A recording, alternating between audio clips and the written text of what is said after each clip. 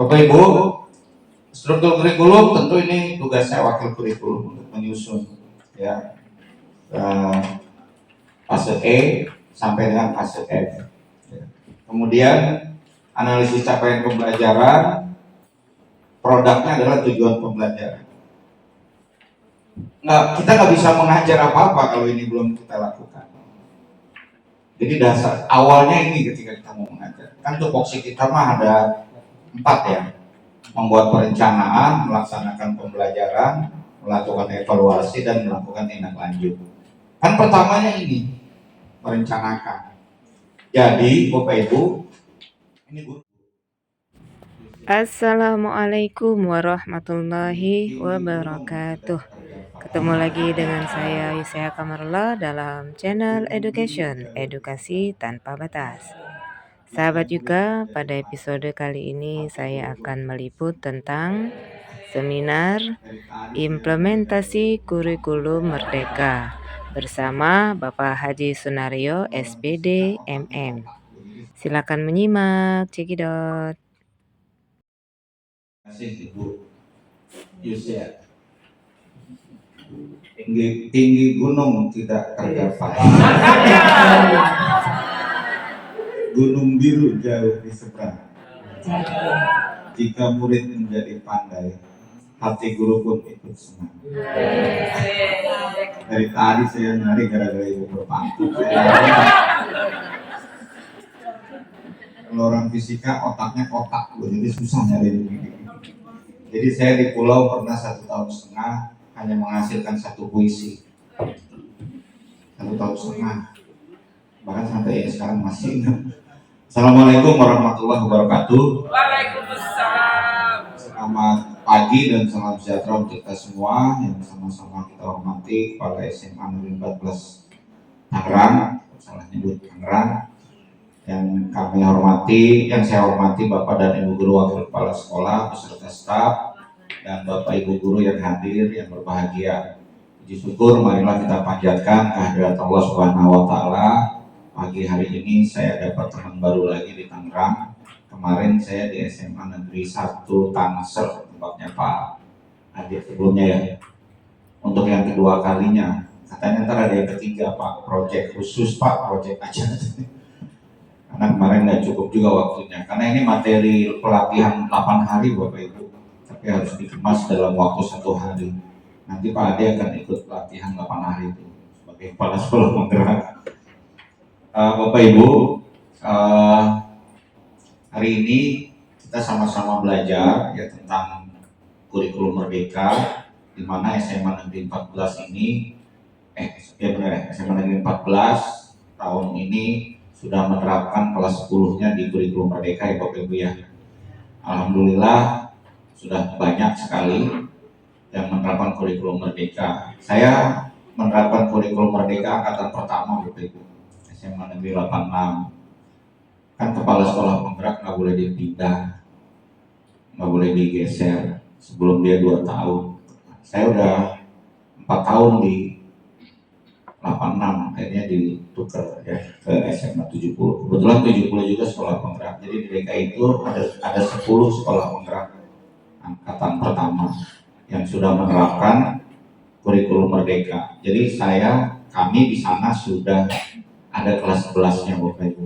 Dan alhamdulillah dari 117 SMA negeri yang ada di DKI, saya sudah masuk semua sebagai narasumber.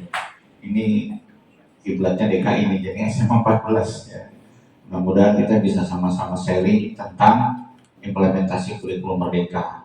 Jadi saya akan coba dari awal dulu, kemudian nanti kita cari benang merahnya supaya nyambung dengan materi pembelajaran dan penilaian hot ya, atau penalaran berbasis literasi dan numerasi. Mudah-mudahan sampai nih. Bapak Ibu, ada 2 konsep besar yang harus kita kerjakan di dalam implementasi kurikulum Merdeka. Yang pertama yaitu dokumen kurikulum Merdeka. Kemudian yang kedua pembelajaran dan penilaian. Sehebat apa dokumen yang kita kerjakan, kalau pembelajaran dan penilaiannya nggak berubah, ya percuma kurikulum berubah. Kalau kata orang kampung saya, kurikulum nama berubah, ngajar nama sarua keneh. Gitu ya. Saya namanya Sunario, tapi saya orang Banten, Bapak Ibu. Beda ya? Enggak, Bapak Ibu saya asli orang Lebak. Ya. Jadi siapa yang ngaku orang Banten belum pernah ke Baduy, jangan ngaku orang Banten. Saya minta pagi, saya langsung dari rumah langsung ke sini karena kalau saya ke sekolah dulu ke sini telat. Kebetulan rumah saya juga di Tangerang gitu. Jadi ya udah sambil lewat dah gitu ya. Makanya datangnya tadi jam 7 Pak. Jam 6. Kan janjinya kita jam 8 ya. Jadi jam 7 udah datang. Jadi Bapak Ibu sambil lewat nanti saya selesai jam 11 saya balik ke Bulungan. Karena ada kegiatan juga IHT Mandiri 8 kali, ini udah yang ketiga. Bapak Ibu, implementasi kurikulum merdeka di dalam satuan pendidikan, dokumen-dokumen yang perlu kita siapkan mungkin nanti bisa dikoreksi ya, yang sudah ada, yang belum, sehingga nanti apabila ada monitoring evaluasi implementasi kurikulum merdeka di SMA 14 itu kita lengkap. Yang pertama, struktur kurikulum. Kemudian yang kedua, analisis capaian pembelajaran. Yang ketiga, modul ajar. Yang keempat, panduan pembelajaran dan asesmen. Yang kelima, panduan proyek penguatan profil pelajar Pancasila. Dan yang keenam, kurikulum operasional. Bu, saya berdiri ya Bu ya. Tapi ntar saya atur waktu ini 4 jam berdiri ya. supaya nggak lo. Ya. Jadi Bapak Ibu, ada bagian-bagian yang guru kerjakan, ada bagian-bagian yang wakakur yang mengerjakan. Wakakurnya ada, wakil kurikulum, apa ya, Pak Betul ya, kenalan saya dan saya boleh. Kemudian guru BK ada ya, mana? 1, 2, 3, 4, 5 ya. Alhamdulillah. Saya 10.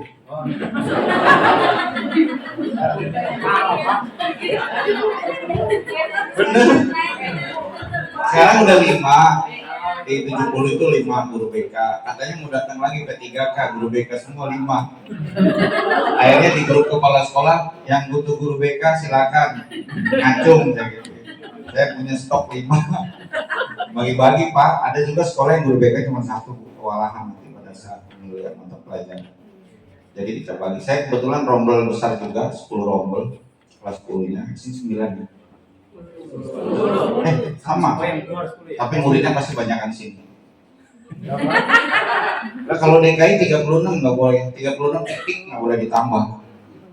Kalau di SMA Negeri 1 Tangsel, kaget juga saya, 45. Kok ada 45? Banyak banget. Gimana guru mau pembelajaran berdiferensiasi di ruangannya ada 45 orang gitu sendiri, begitu gurunya suaranya pelan banget gitu ya.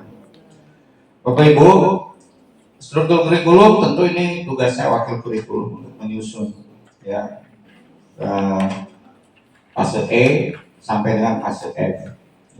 Kemudian analisis capaian pembelajaran, produknya adalah tujuan pembelajaran. Kita nggak bisa mengajar apa-apa kalau ini belum kita lakukan. Jadi dasar awalnya ini ketika kita mau mengajar, kan tupoksi kita mah ada 4 ya, membuat perencanaan, melaksanakan pembelajaran, melakukan evaluasi, dan melakukan tindak lanjut. Kan pertamanya ini, merencanakan. Jadi Bapak Ibu, ini guru nih ya, untuk guru 2 nih 2. Yang lainnya wakakur semua. Apa-apa, stafnya ada 5 kan Pak? Banyak Pak ya? Ya Pak. Ya Bapak Ibu, jadi buat kelompok analisis CP menghasilkan TP. Kalau di kurikulum 2013 kita nggak perlu buat TP, ya KD-nya udah dikasih kan. Apa sih perbedaan yang paling mendasar di kurikulum mereka dengan kurikulum 2013? Salah satunya adalah di kurikulum 2013 kita tidak mempunyai, di kurikulum 2013 KD-KD-nya sudah ada setiap mata pelajaran. Bahkan kita mengajar berdasarkan KD. Kalau KD-nya 5, ngajarnya 5 bab. Kalau KD-nya 6, ngajarnya 6 bab, gitu kan. Kalau di kurikulum Merdeka nggak ada KD. Makanya pertama kali yang saya lakukan adalah mari Bapak Ibu kita analisis capaian pembelajaran ini. Kan pemerintah cuma memberikan C. Dari hasil analisis capaian pembelajaran, produknya adalah tujuan pembelajaran. Kalau TP-nya sudah jadi, baru kita bisa membuat kriteria ketercapaian tujuan pembelajaran. Nah, nggak mungkin kan kita ngajar tapi nggak punya kriteria ketercapaian. Kalau kriteria ketercapaiannya sudah jadi, baru kita bikin soalnya. Nanti setelah ini nanti di jam 10 kita akan coba ya latihan melihat membuat soal yang berbasis literasi dan numerasi. Ya. Oke. Setiap mata pelajaran kalau dia sudah membuat TP, nanti kita gabungkan. Maka kita akan mempunyai dokumen tujuan pembelajaran SMA Negeri 14 Jakarta. Walaupun sorry. SMA Negeri 14 Tangerang. Jadi kita bukan cawang. Ya, jadi kita punya dokumen. Kemudian modul ajar.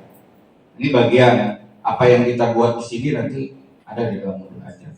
Bapak Ibu, apakah kita boleh membuat RPP? Ya nggak masalah. Ya, tapi kan nggak enak apabila Bapak dan Ibu tidak mampu membuat modul ajar, maka buat RPP saja. Kata-kata tidak mampunya itulah yang nggak enak. Ya, masa sih udah 12 tahun jadi guru dibilang nggak mampu. Kita buat RPP modul ajar lah, ya.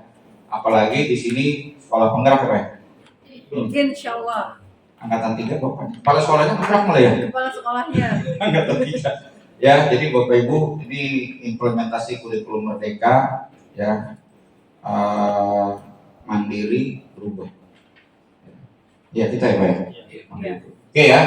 Kemudian panduan pembelajaran dan penilaian ini juga dibuat oleh Pak Kakur sehingga tidak setiap hari gurunya bertanya terus karena sudah mempunyai panduannya di situ. Bagaimana sih pembelajaran berdiferensiasi? Kan ciri khas kurikulum Merdeka itu pembelajarannya berdiferensiasi, pembelajaran yang berbasis pada peserta didik. Artinya setiap guru harus menyadari bahwa dari 38 orang yang ada di kelas masing-masing mempunyai karakteristik yang berbeda. Nanti kita bahas di pembelajaran dan penilaian. Kemudian panduan proyek. Nah, Bapak Ibu tadi dikatakan beda dengan SMA lain. Paling ekstrim perbedaannya itu di kegiatan P5. Jadi Bapak Ibu nggak perlu merasa salah kalau terjadi perbedaan implementasi P5-nya dengan SMA 4 dan SMA 2 gitu ya. Jadi perbedaannya itu terjadi di sini. Kemerdekaannya itu di sini, cuma jangan kebablasan juga perbedaannya itu. Ya. Salah satu nih saya buka aja di DKI itu yang sedang dikoreksi adalah implementasi P5 di setiap sekolah karena salah konsep. Ya. Yang tadinya P5 itu penilaian proses berubah menjadi penilaian tugas hasil. Jadi akhirnya rancu antara P5 dengan dengan prakarya dan kewirausahaan. Makanya Bapak Ibu harus kita garis bawahi sekali lagi, proyek penguatan profil pelajar Pancasila bukan penugasan. Itu ya, kita garis bawahi. Proyek penguatan profil pelajar Pancasila itu bukan penugasan, tetapi pendampingan. Ya. Kalau pendampingan berarti Bapak dan Ibu guru harus mempunyai rubrik untuk mendampingi. Pertanyaannya, apakah kita sudah punya rubrik setiap tema yang kita tentukan? Nah, sehingga kita masuk kelas itu punya panduan. Salam Bu.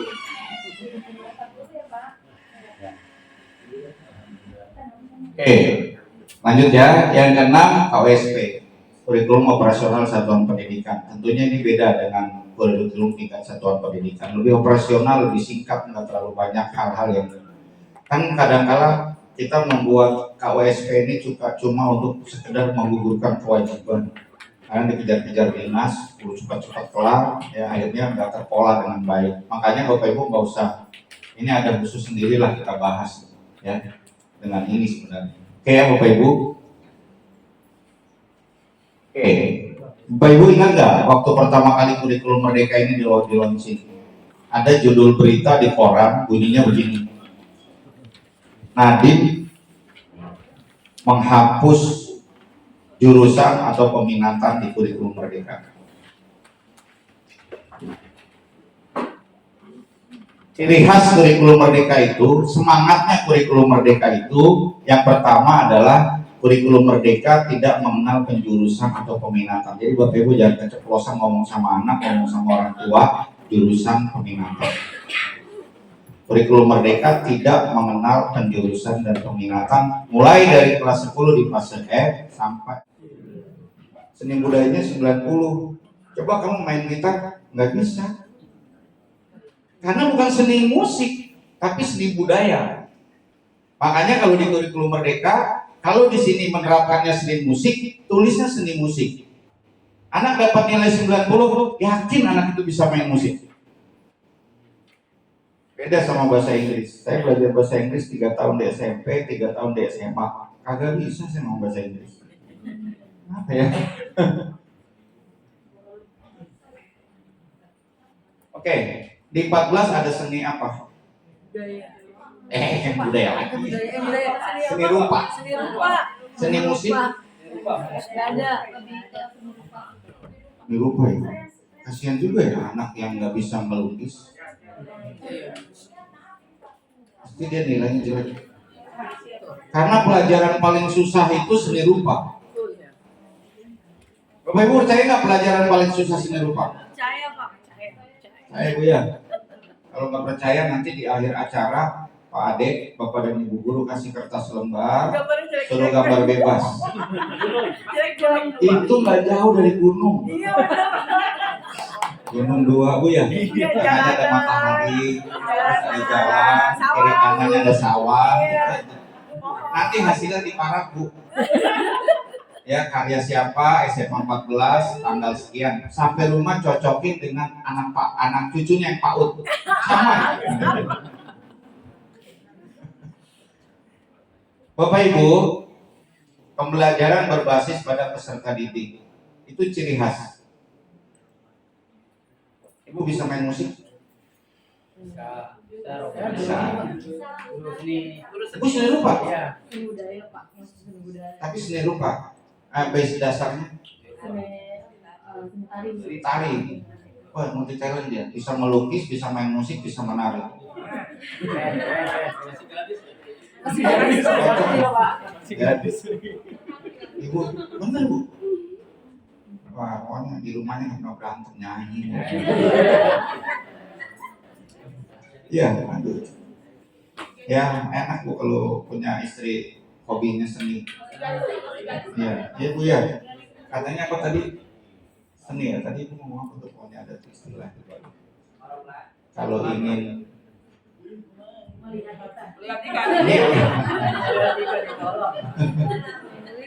belajar seni untuk keindahan ya.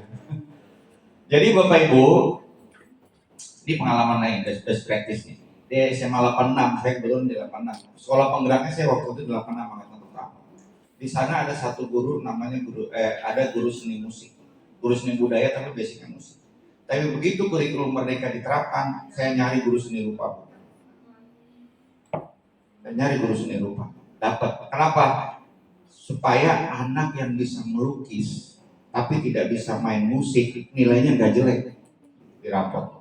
Bayangkan kalau ibu ngajar seni rupa, saya sebenarnya jago main musik, tapi saya nggak bisa melukis. Tetap seni rupa saya jelek Pak, karena yang dinilai adalah seni rupanya. Akhirnya saya di sana saya tawarkan ke anak-anak yang baru masuk, seninya mau pilih apa? Ada yang seni rupa, ada yang seni musik, pilih tari. Dapatlah 2 rombel seni rupa. sisanya seni musik. Bener. Kalau di sekolah ada seni rupanya biasanya sekolahnya rame Pak, warna-warni. Guru seni rupa itu mau melihat cat nganggur, apa aja dirapihin sama dia. Ya, ya Bu ya. Iya, orang seni rupa kayak gitu. Oke Bapak Ibu, lanjut di sini. Saya buka lagi dah. Jangan dilupakan bahwa kurikulum merdeka ini untuk pemulihan pembelajaran. Kalimatnya kan begitu. Kurikulum merdeka untuk pemulihan pembelajaran. Bapak Ibu, anak-anak yang masuk kemarin di sini kelas 10 adalah anak-anak korban pandemi. Waktu SMP dia belajar lurinya cuma setengah tahun. Setengah tahun. Masuk SMP kelas 7 baru belajar luring kan suruh dirumahkan dia. 2020. Begitu naik kelas 8 total dirumahkan 1 tahun. Jadi kelas 8-nya itu daring 100%. Anak Tangerang suruh daring Pak. Saya orang Tangerang. Tiap hari tuh anak di depan rumah saya, main anak kapan belajarnya gitu. Ya. Jadi Bapak Ibu, begitu naik kelas 9 masih daring. Benar kan? Setengah tahunnya baru dia luring. Dan dia tamat masuk SMA 14. Apa yang dibenahi pertama kali oleh kita? Karakter, tata krama, songo. Iya.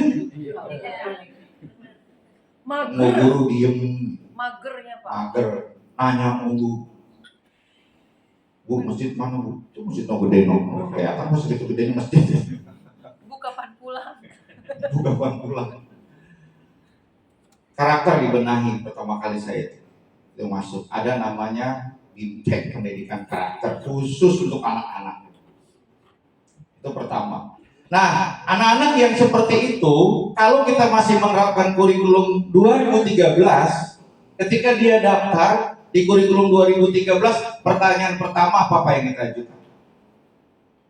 Kalau dia daftar, ini ceritanya kita kurikulum 2013, dia daftar, apa pertanyaan pertama? Pilih jurusan apa? Anak korban pandemi daring 2,5 tahun, ditanya pilih jurusan apa? Bingung Pak. Jurusan apa aja Pak, yang penting saya dapat negeri. Ya kan? Tergantung sekolahnya. Di 14 buka IPA-nya 5, IPS-nya 4, dipilih yang paling banyak, gitu kan? Mana yang paling banyak nih? Pokoknya dapat negeri. Bapak Ibu, kalau anak milih IPA, itu belum tentu dia sukanya fisika. Saya ke fisika aja dah supaya nggak ada yang tersinggung. Karena saya fisika. Ada guru fisika Pak? Mana Pak? Pak, salam daya Loren. Bukan gini Pak, ini mah. Kalau anak milih IPA, belum tentu dia suka tiga-tiganya. Biologi, kimia, fisika. Ibu IPA kan dulu? Iya IPA atau SMA. Ibu suka tiga-tiganya? Kalau fisika. Anak yang nggak suka fisika, suruh belajar fisika. Itu gurunya lagi ngajar fisika, anaknya ngerjain biologi Pak. Akhirnya gurunya marah Pak. Pokoknya Bapak nggak mau tahu, keluar. Wah, guru fisika galak-galak. Sebenarnya kalau guru fisika nggak perlu galak-galak. Kita udah punya modal Pak, udah menang 1 langkah kita. Makanya saya bilang dia menang 1 langkah. Apanya? Materi kita tuh udah menang 1 langkah. Orang kalau belajar fisika, wih susah. Menang 1 malam Pak. Menang 1 malam. Jadi kalau kita ngajar fisika, saya ngajar fisika, saya udah bilang begini aja, coba itu yang belakang dengerin, ini yang depan aja melotot belum tentu ngerti. 36 anak paling yang ngerti cuma 6 orang. Nah anak yang nggak suka fisika suruh belajar fisika selama 3 tahun Pak, tersiksa dia. Makanya nilainya jelek, biologinya bagus, kimianya bagus, fisikanya jelek. Oh dia ambil IPS, Emang Bapak Ibu yakin dia suka empat-empatnya? Enggak. Sejarah, geografi, ekonomi, sosiologi. Bu, saya maunya sosiologi aja Bu, kalau bisa IPS jangan ada ekonominya. Betul. Tapi boleh nggak? Nggak boleh, karena regulasinya mewajibkan kalau kalian ambil IPA belajar tiga-tiganya, kalau kalian ambil IPS belajar empat-empatnya. Tersiksa dia belajar ekonomi selama 3 tahun karena dia nggak suka. Makanya kurikulum merdeka begitu masuk nggak ditanya jurusan. Ini harus kita buka Pak pemahaman ini, karena kesalahan itu awalnya dari sini. Jadi saya selalu kalau jadi narasumber itu ini dulu yang kita buka. Perbedaan yang paling mendalam apa sih? Perbedaan yang paling mendalam apa sih? Supaya jangan sampai kita dibilang kurikulum nama berubah, ngajar nama sarwa kene. Ayah orang pulau di dia. Iya karena Sunario tapi hasil di Banten. Padahal saudara saya ada 8, semuanya nama Sunda. Saya doang nama Jawa. Anak tetangga malah. Bapak Ibu, nih yang mengajar fisika kelas 10 siapa ya Bapak ya? Satu Pak ya? Iya. Satunya jadi capsek. Yang mengajar ekonomi kelas 10 ada? Ekonomi ada. Yang mengajar biologi kelas 10 ada? Bu Yuli. Ibu Yuli. Yang mengajar sosiologi kelas 10 ada? Diana. Ibu. Ibu tahu nggak Bu? Anak-anak itu harus belajar sosiologi, belajar biologi.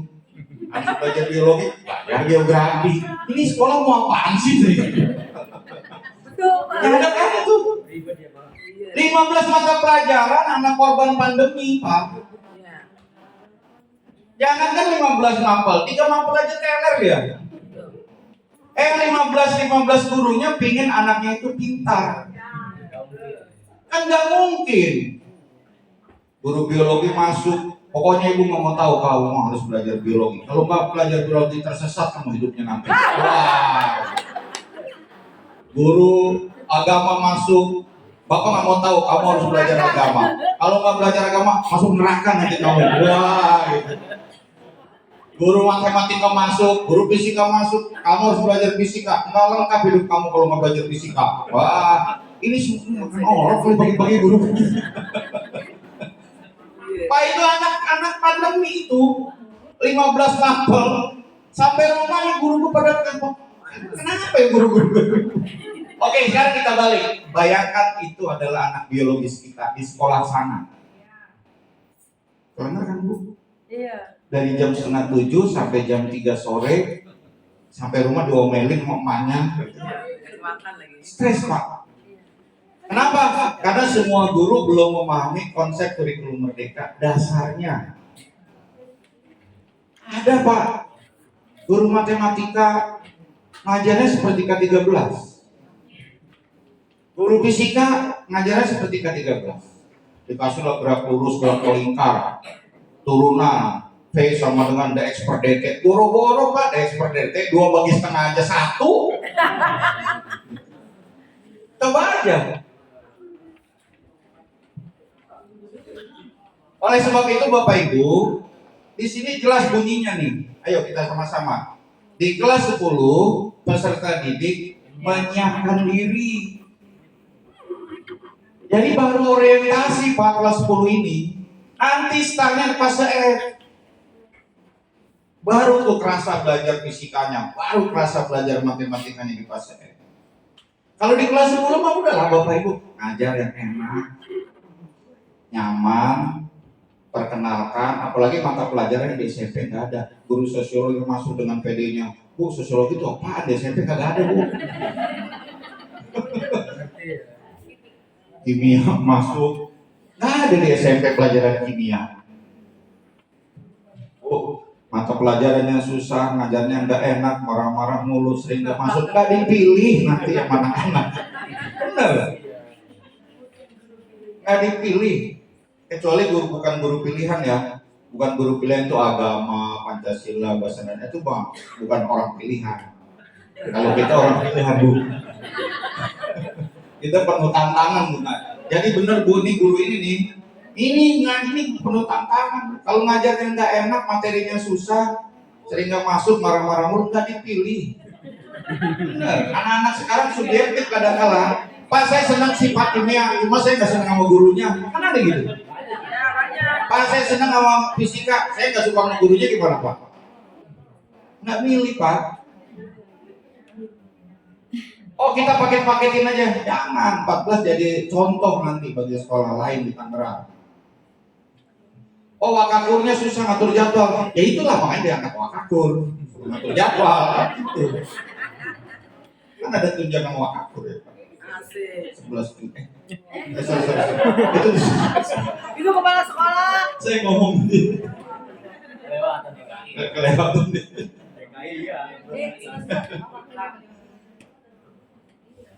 Daftar DKI Berapa? Pak. Ya, stafnya 5, staf yang kerja. Nanti kita pas kita ngomong habis ini. Kita kembali ke sini. Oke, ini udah paham Pak ya. Jadi ngajar di kelas 10 mah yang asik-asik aja. Bapak Ibu tahu nggak pelajar fisika di kelas 10? Kayak fisika sastra. Tanya Bapak. Pengukuran, pemanasan global, nggak ada rumusnya. Energi terbarukan, ini guru fisika ya. Coba itu lihat dah. Pengukuran, kasih, ini timbangan ya, bahasa Tangerangnya, bahasa fisikanya neraca. Gitu. Ini jangka sorong, panjang kali lebar, angka pentingnya berapa. Yang asik-asik aja Pak. Pemanasan global, kasih video. Jadi mereka seneng Pak. Biar dia milih fisika. Begitu milih fisika di pasir, nyesel dia. Pelajarannya gini amat gitu ya. Waduh, harus bolak-balik fisika modern, fisika inti, teori relativitas gitu kan. Biologi malah cuma 3. Virus, keanekaragaman hayati, bioteknologi ya.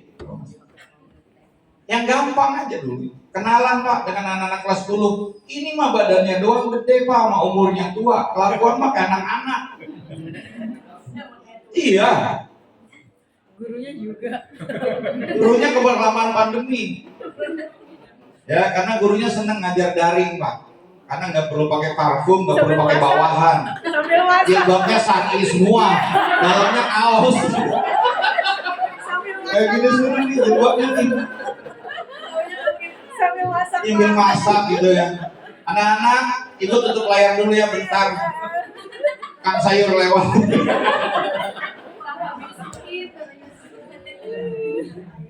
Mohon maaf Bu, saya nggak bisa buka layar. Sinyal jelek. Mana ada hubungannya sinyal sama layar? Hati-hati kalau nyari alasan Pak, ntar kita dibilang bodoh. Bilang aja Bu, ibu belum pakai jilbab. Iya, nah gitu. Ya, kita kangen juga ya suasana daringnya. Ya, apa pertanyaan pertama yang kita ajukan ketika muncul di layar? Suara ibu terdengar nggak? Terdengar Bu. Itu si Samsul ngapain tuh layarnya ditutup? Ibu di layar aja marah-marah mulu, apalagi di luring. Ada guru marah-marah di layar Pak. Itu naik sama dia dimatiin Pak videonya. Awas kamu ya nanti kalau ketemu ibu. Wah, orang nggak boleh Bu. Oke ya Bapak Ibu. Nah, sekarang kan clear ya. Ini mata pelajaran SMA kelas 10 sama dengan mata pelajaran SMP kelas 9. Jadi sebenarnya Bapak Ibu, anak SMP itu 4 tahun Pak. 3 tahunnya di SMP 1 tahunnya di sini. Orang sama materinya. Nanti bedanya di fase F. Beda fase E, fase F. Boleh nggak naik? Boleh. Fasenya beda. Kata orang-orang yang nggak pernah belajar kurikulum Merdeka mah enak, naik semua. Ntar dulu kalau nggak masuk masa naik? Keluarin dulu. Iya Bu ya? Iya. Nggak masuk nggak naik loh. Kasihan Pak dia miskin. Iya kasihan, cuma dia nggak naik. Ya. Nah, fase F. Kita udah fase E kan sekarang? Iya. Fase F nih. Fase F itu ada 2 level. Kelas 11 dan kelas 12. Kelas 11 dan kelas 12 berada dalam satu fase. Kenapa nggak, Bu, bisa gitu, maknanya? Pak? Hah? Kenapa bisa begitu? Iya, regulasi itu. SMA itu ada 2 fase. Fase E kelas 10, fase F kelas 11 dan 12. SD itu masing-masing 2 tahun. Fase A kelas 1 dan 2, fase B kelas 3 dan 4, fase C kelas 5 dan 6. Fase D 3 tahun SMP, satu fase. SMP naik semua. Kalau dia ikutin semua naik semua. Bapak Ibu tahu nggak maknanya? Sebentar lagi kan kita mau fase F ya? Fase F ada 2, kelas 11 dan kelas 12. Artinya guru yang mengajar di kelas 11 ikut naik ke kelas 12. Siapa yang ngajar kelas 11? Ibu. Nanti ngajar Kelas 10 dulu, Pak. kelas 10 bebas. Kelas 10 kan udah beda fase. Ya. Kelas 10 udah beda fase. Kembali lagi ke pernyataan saya di awal. Murid, siswa, peserta didik dikatakan tuntas apabila dia sudah menyelesaikan satu fase. Guru baru dikatakan tuntas